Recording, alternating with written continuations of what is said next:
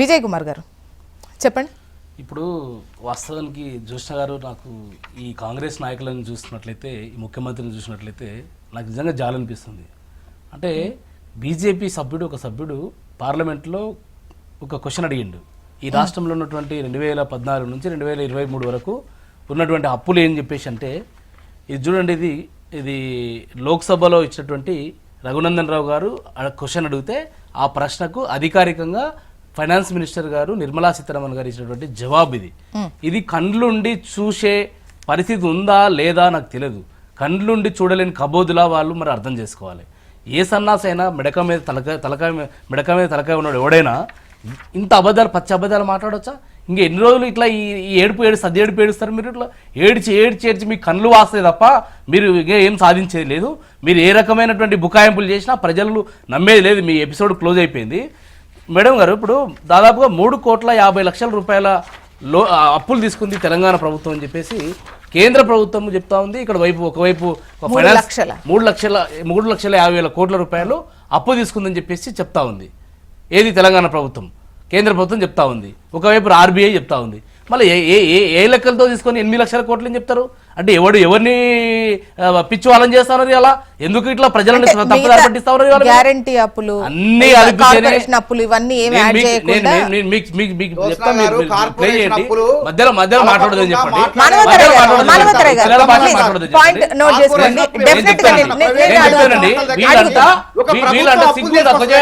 కాంగ్రెస్ దయచేసి మీరు point note చేసుకోండి. డెఫినెట్ గా మీకు టైం ఉంటది కదా.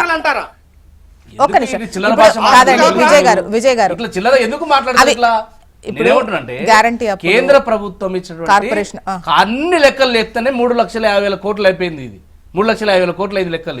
మీరు చూడండి, లెక్కలు చూడండి, చూడండి. ఇన్ని రకాల అబద్ధాలు మాట్లాడుతూ సిగ్గు అనిపిస్తలేదా? కాంగ్రెస్ నాయకులు సిగ్గు అనిపిస్తలేదా? ఇంకెన్ని రోజులు చెప్పుకుంటారు ఇట్లా? ఇంకా మళ్ళీ సిగ్గు లేకుండా? అవును, ఆ రోజు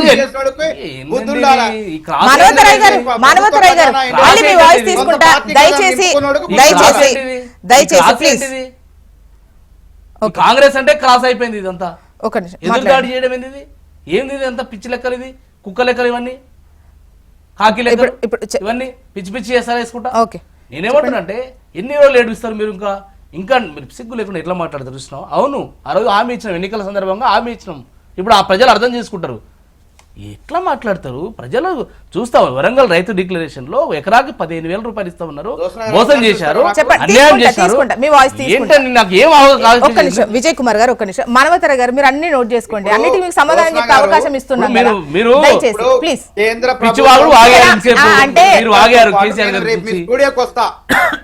శుద్ధి, దమ్ము, బుద్ధి, తర్వాత సిగ్గు, లజ్జ, చీము, నెత్తురుంటే దమ్ముంటే రమ్మండి ఉండే. ఓకే, నేను తీసుకొస్తా. లేకుండా మీరు జూమ్ లో వస్తున్నారు. మీకు లజ్జ లేకనే, సిగ్గు లేక, దమ్ము లేక, దమ్ము లేక, ధైర్యం లేక, ఎదుర్కొనేది లేక పిచ్చి వాగుడు వాగుతా ఉన్నారు. మధ్యలో ఎందుకు వస్తారండి మీరు? మాట్లాడేటప్పుడు ఎందుకు వస్తారు? కమిషన్ల పేరుతో వాళ్ళ పార్టీ ఖాతాన్ని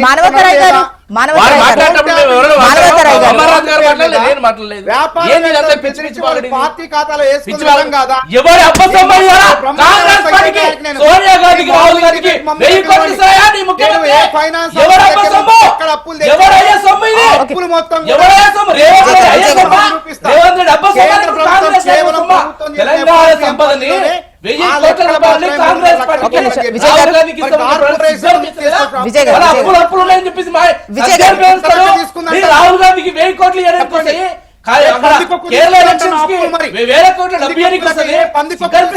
మానవతరాయ్ గారు టాపిక్ అంతా డైవర్ట్ అయిపోతుంది. దయచేసి విజయ్ కుమార్ గారు వేరే టాపిక్ లోకి వెళ్ళకండి దయచేసి. మానవతరాయ్ గారు, మీరు అన్ని నోట్ చేసుకోండి. అన్నిటికీ టైం ఉంటుంది. ప్లీజ్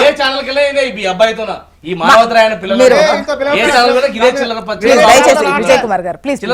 మానవతరాయ్ గారు ప్లీజ్ అన్ని నోట్ చేసుకోండి. మీకు మాట్లాడే అవకాశం ఉంటుంది. మీకు ఇప్పుడు